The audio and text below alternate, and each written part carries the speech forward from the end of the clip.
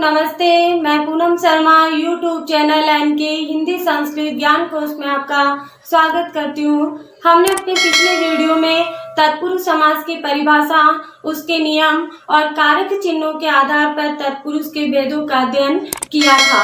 आज का जो हमारा मुख्य बिंदु है वह है तत्पुरुष समास के जो कारक चिन्हों के आधार पर भेद थे उनका हम विस्तार पूर्वक अध्ययन करेंगे। तो बने रहिए शुरू से अंत तक।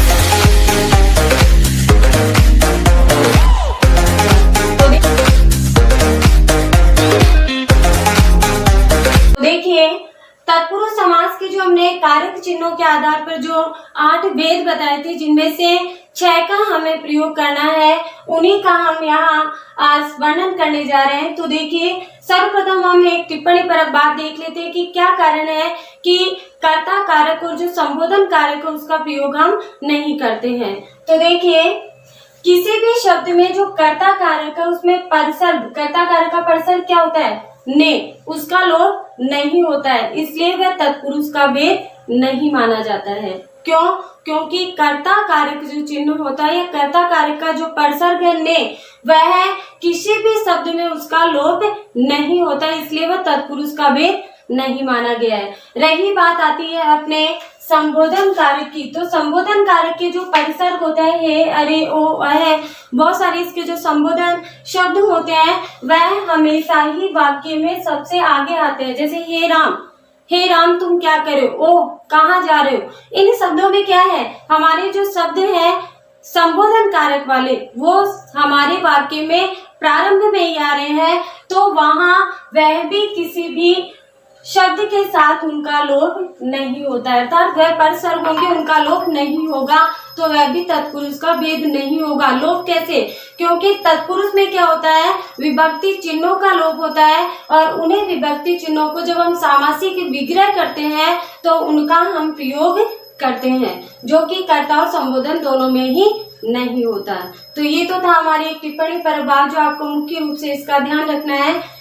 अब लेते हैं हम कारक चिन्हों के आधार पर हमारे जो भेद है तत्पुरुष के, उनको देखिए। सर्वप्रथम है कर्म तत्पुरुष।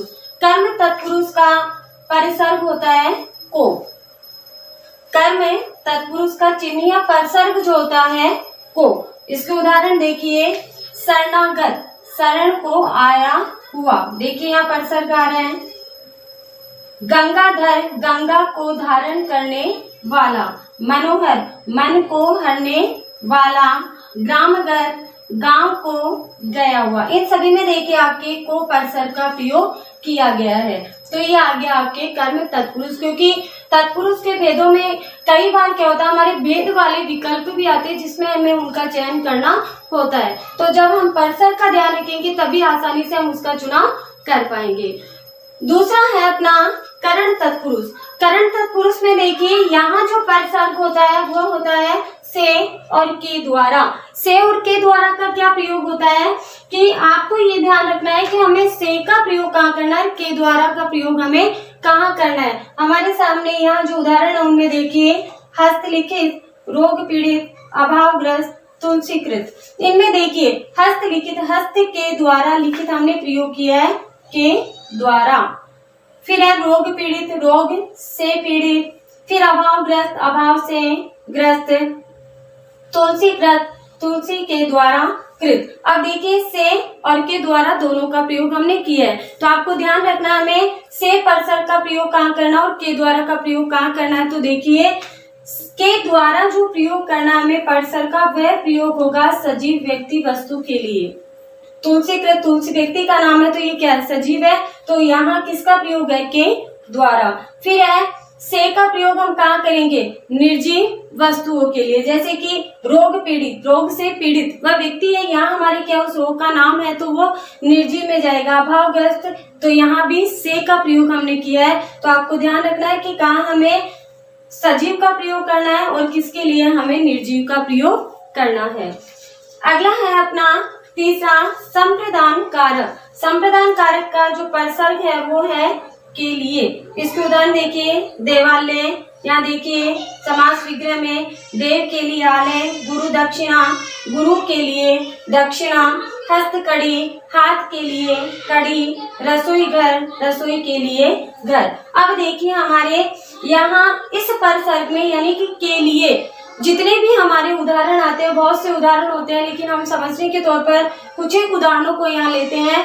जहाँ कहीं भी आपके जैसे आलय है, घर है, शाला है, वहाँ जहाँ ये शब्द आ रहे हैं वहाँ आपके हमेशा ही के लिए परिसर्ग का प्रयोग होता है और वो हमेशा ही क्या होता है, सदैव ही के लिए प्रयोग होगा और सदैव ही वह संप्रदान तत्पुरुष में ही माना जाएगा। ये बात ध्यान रखेंगे। आलय, शाला या घर, ये शब्द जहाँ कहीं भी आ रहे वहाँ हमेशा ही के लिए परिसर्ग का प्रयोग होता है, वह सदैव ही संप्रदान तत्पुरुष के अंतर्गत ही गिना जाता है। तो आज के लिए हमारा इतना ही। नेक्स्ट जो भी कारक के आधार पर जो हमारे तत्पुरुष के भेद है वह नेक्स्ट वीडियो में हम देखेंगे। आज के लिए इतना ही। धन्यवाद।